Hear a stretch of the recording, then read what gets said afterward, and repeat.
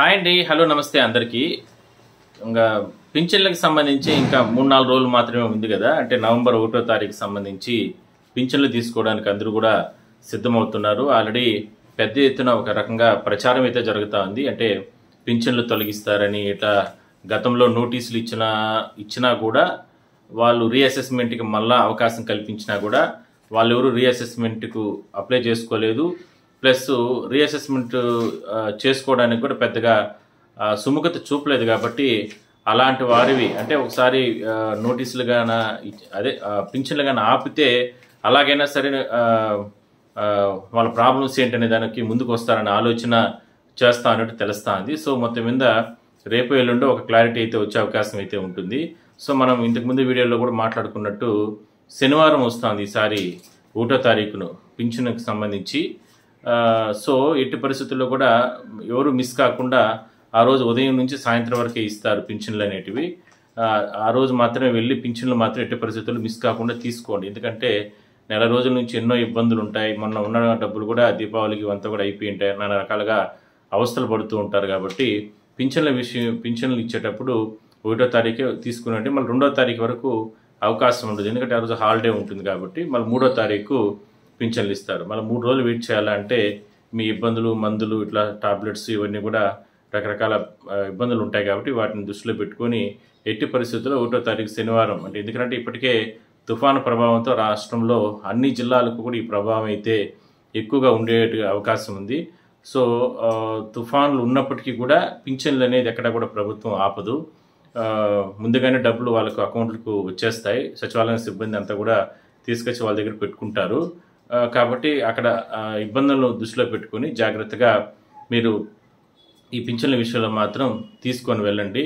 ఎట్టి పరిస్థితుల్లో కూడా జాగ్రత్తగా పింఛన్లు తీసుకోవాలనేది ప్రధానంగా అధికారులు చెప్తున్నారు. ఎక్కువ ఎఫెక్టెడ్ ఉన్న ఏరియాల్లో పింఛన్ల కోసం వెళ్ళి ఇబ్బందులు పడద్దని అనేది కూడా చెప్తున్నారు. సో మొత్తం మీద పింఛన్లు అయితే ఎట్టి పరిస్థితుల్లో కూడా ప్రశాంతంగా వస్తాయి. వర్షాలు అనేది అంటే 27, 28, 29 ఉంటుంది. బట్ ఏరా అంటే దాని తర్వాత కూడా చెదురుముదురు వర్షాలు ఉంటాయి. కాబట్టి వాటిని పెద్దగా పట్టించుకోవాల్సిన అవసరం అయితే లేదు. చూద్దాం మరి ఏం జరుగుతుంది అనేది. సో మొత్తం మీద మొన్న మనం కొన్ని వీడియోస్ పెట్టడం జరిగింది. ఆ వీడియోస్కి సంబంధించి కూడా కొంతమంది కామెంట్స్ పెట్టారు పాపం. వాటి గురించి కూడా నేను మీకు చదివి వినిపించే ప్రయత్నం చేస్తాను. చిట్రాక్ అని అంటే ఎవరైనా సార్ నాకు పక్షపాతం 88% ఉండేది, 71% మళ్ళా వెరిఫికేషన్లో అన్నారు. కానీ నోటీస్ రాలేదు సార్, ఏమి చేయాలి అని పెట్టారు. 88% నుంచి 71%కి వేశారంట. సో అతను మళ్ళీ రీఅసెస్మెంట్కి అప్లై చేసుకుంటే అంటే మొన్న అవకాశం ఇచ్చినప్పుడు ఇంకా నోటీసులు ఇవ్వలేదంట. నోటీసులు ఇస్తారండి ఖచ్చితంగా. నేను మీకు కూడా కామెంట్స్ పెడుతున్నాను. మీకు నోటీసులు ఇస్తే వెళ్ళాలి. మీకు నేను కామెంట్స్ పెట్టాను. నోటీసులు ఇస్తే ఖచ్చితంగా వెళ్ళండి. ప్లస్ నోటీసులు ఆల్మోస్ట్ మీ సచివాలయాల స్టాఫ్ వద్దకు వచ్చేసి ఉంటాయి. మీరు అక్కడ కనుక్కొని నోటీసులు తీసుకోండి ఎట్టి పరిస్థితుల్లో కూడా. ఇంకొక ఆయన వచ్చి లక్ష్మణరావు అంట. ఫస్ట్ పేరు పెడితే కొంచెం అంటే నేను మీ ఐడి చదవాల్సి వస్తుంది. అలా కాకుండా పేరు పెట్టి ఊరు ఏ ప్రాంతం అనేది కన్నా నోట్ చేస్తే మెసేజ్ పెట్టే ముందుగా క్లియర్గా నేను చదువుకోగలుగుతాను. సార్ నాకు నోటీసు ఇచ్చారు, ఆగస్టులో వెళ్ళాను, ఏమైందో తెలీదు, ఏమి చేయాలి సార్? ఆగస్టులో నోటీసులు కాదండి. ఆగస్టు నోటీసులు అంటే రీఅసెస్మెంట్కి మీకు అవకాశం ఇస్తారు. మరి ఆ నోటీసులు అడగండి. ఇప్పుడు లేటెస్ట్గా రీఅసెస్మెంట్కి నోటీసులు ఇచ్చుంటారు. బట్ దాని గురించి అడగండి. ఎట్టి పరిస్థితుల్లో కూడా వాటి గురించి ఇస్తారు.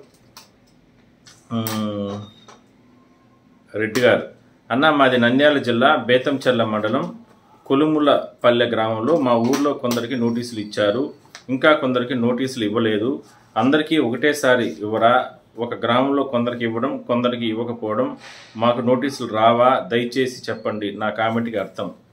అట్లా లేదు, అందరికీ నోటీసులు ఇస్తారు. ఒక గ్రామంలో ఒకేసారి అందరికీ నోటీసులు ఇస్తారు. మరి ఎందుకు వాళ్ళకి నోటీసులు ఇవ్వలేదో రీఅసెస్మెంట్కి ఒకవేళ వీళ్ళు అప్లై చేసుకున్నా కూడా అంటే కొన్ని చోట్ల ఏం జరిగిందంటే ఇప్పుడు మీ గ్రామంలో 10 మంది ఉన్నారనుకోండి, మీరందరూ కూడా రీఅసెస్మెంట్కి అప్లై చేసుకుంటే కొందరు మాత్రమే అప్లోడ్ అయినాయి, కొందరివి అప్లోడ్ కాకపోతే అలాంటి వాళ్ళు రావు. మరి అలాంటిది పోయి చెక్ చేసుకోండి ఎట్టి పరిస్థితుల్లో కూడా. ఒకవేళ రీఅప్లై చేయకపోతే అది సచివాలయాల స్టాఫ్ తప్పు, ఎంపీడీఓ అక్కడ ఉన్నటువంటి సిబ్బంది తప్పు. ఎందుకంటే సంతకాలు పెట్టిన తర్వాత ఇద్దేసుకున్న తర్వాత ఖచ్చితంగా వాళ్ళు అప్లై చేయాల్సిన అవసరం, బాధ్యత వాళ్ళపైన ఉంది. ఆ విషయంలో గట్టిగా నిలదీసి అడగండి.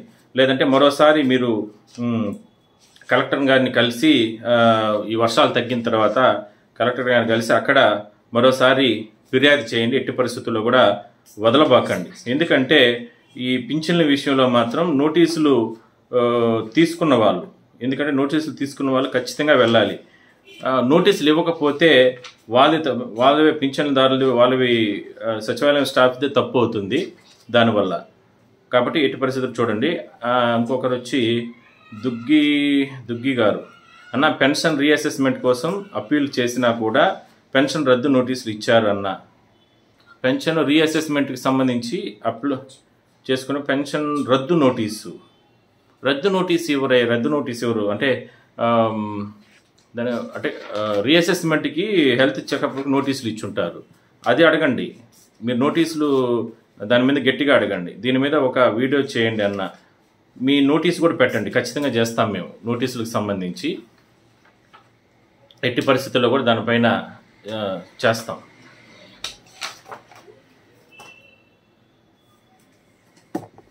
నువ్వు